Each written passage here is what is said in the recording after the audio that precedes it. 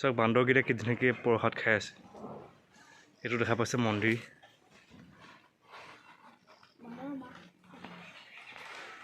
এইটো মানে এইটো পাহাৰৰ নামতে এইটো মন্দিৰটো আছে, মাধৱপুৰা মন্দিৰ।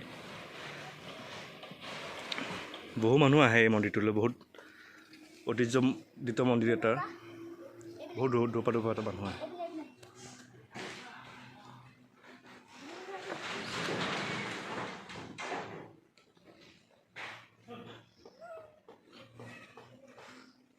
ইয়াত কিবা ভাগৱত পাঠ হ'ব, তাৰ আয়োজন চলি আছে। মানে আহি মন্দিৰটো পাইছোঁহি। পাহাৰৰ নিচেই কাষতে এইটো মন্দিৰ হয়, আহিব পাৰে, বহুত দূৰৰ পৰা মানুহবোৰ আহে। তো আমি এতিয়া আহি যোনটো মন্দিৰৰ দেওজন তেখেতক লগ পাইছোঁ, তেখেতে ক'ব দুআষাৰ মন্দিৰটোৰ বিষয়ে। নমস্কাৰ, আপুনি জনাইছোঁ আপোনাক।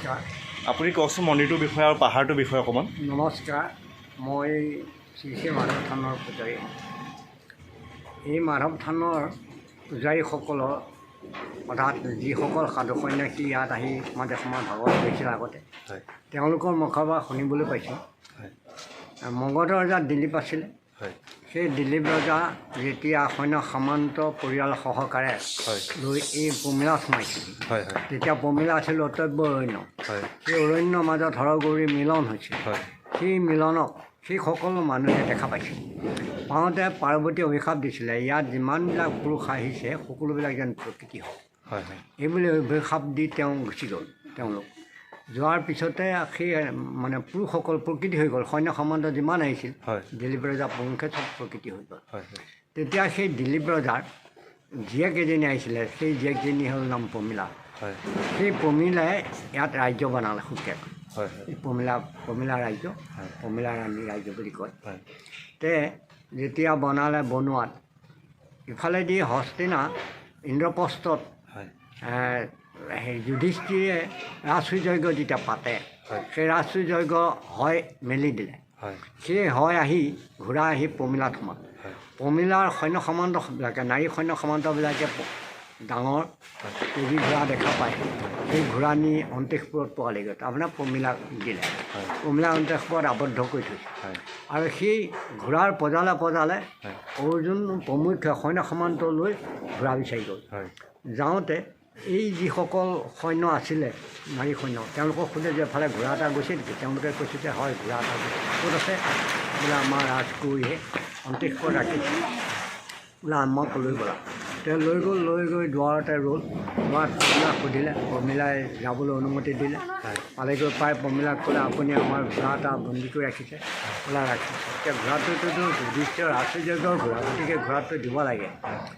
বোলে মই ঘোঁৰা দিম, যদি অৰ্জুনে মোক বিয়া কৰায় তেতিয়া মই ঘোঁৰা দিম, আৰু যদি বিয়া নকৰায় তেতিয়াহ'লে তেওঁলোকে মোৰ লগত যুদ্ধ কৰিব লাগিব, যুদ্ধ কৰি মোক পৰাস্ত কৰিলে ঘোঁৰা নিব পাৰিব। এই কথাটো ক'লে যেতিয়া প্ৰকৃতিৰ লগত পুৰুষৰ যুদ্ধৰ কোনো কথাই নাথাকে, গতিকে তেওঁ গুচি আহিলে। কাৰণ তাত থাকিলে প্ৰকৃতি হ'ব লাগিব, সেইকাৰণে গুচিয়ালে আহি ইয়াতে ৰ'ল। ইয়াত ৰওঁতে ৰাজসূয় যজ্ঞ চমু চাপিছে।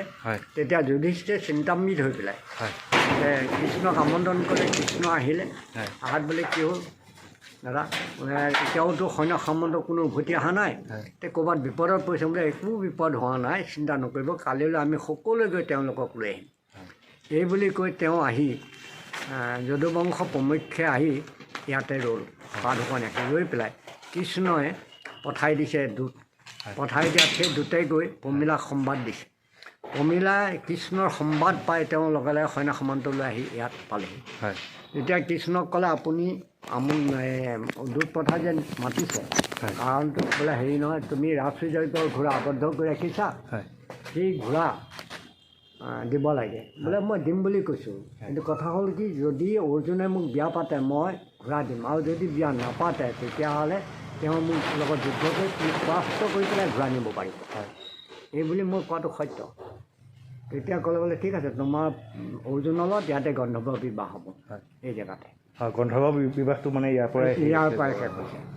তে যেতিয়া গন্ধৰ্ব বিবাহ ইয়াতে কৰিলে, কৰাৰ পিছত তেওঁ সৈন্য সামন্ত ঘোঁৰা চোৰা চব লৈ গুচি আহিলে। আহোঁতে সেই পমিলাই তেতিয়া কৈছিলে যে প্ৰভু, আপুনি যেতিয়া মোৰ ৰাজ্যত আহি চিটি হ'ল গতিকে আপুনি পদচিহ্ন ইয়াত থৈ যাব লাগিব বুলি অনুৰোধ জনালে তেতিয়া হৈছে হ'ব তোমাৰ কামনা পূৰণ কৰাম মই এইবুলি কৈ তাৰপৰা তেওঁলোকে সেই কৃষ্ণৰ আন এটা নাম হ'ল মাধৱ সেই মাধৱৰ নামতে মাধৱ পাহাৰটো বা মাধৱ মন্দিৰটো ধন্যবাদ জনাইছোঁ আপুনি ইমানখিনি কথা জনোৱাৰ বাবে ঠিক আছে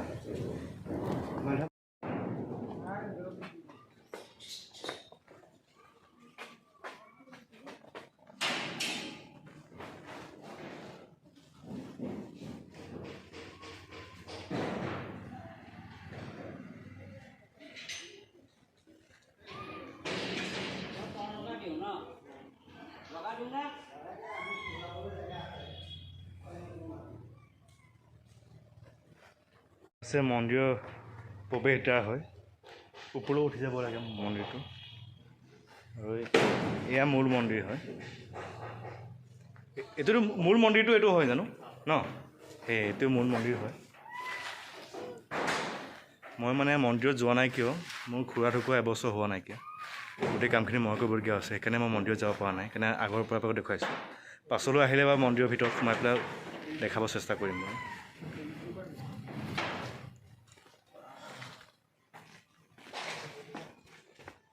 আহিছোঁ ইয়াত ভাগৱত পাঠ হ'ব দাদা ভাগৱত পাঠ কেতিয়াৰ পৰা হ'ব শুকুৰবাৰ পৰা ন আহিব আপোনালোকৰ ভাগৱত পাঠ হ'ব শুকুৰবাৰ পৰা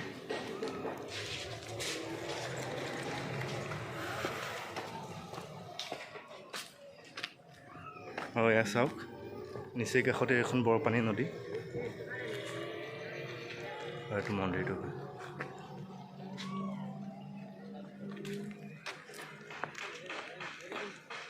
চ' আজিৰ ভিডিঅ'টো ইয়াতে সামৰিছোঁ ভিডিঅ'টো কেনেকুৱা পালে ক'ব আৰু ভাল পালে লাইক শ্বেয়াৰ আৰু কমেণ্ট কৰিব নাপাহৰিব আৰু যদি কিবা ভুল হৈছে ইয়াত তেতিয়াহ'লে কমেণ্ট কৰি পেলাই জনাব বিশেষখিনি নাজানো যিমানখিনি জানিছোঁ সিমানখিনি কৈছোঁ আৰু যদি কিবা ভুল হৈছে খালি ক'ব চ' ধন্যবাদ জয় অসম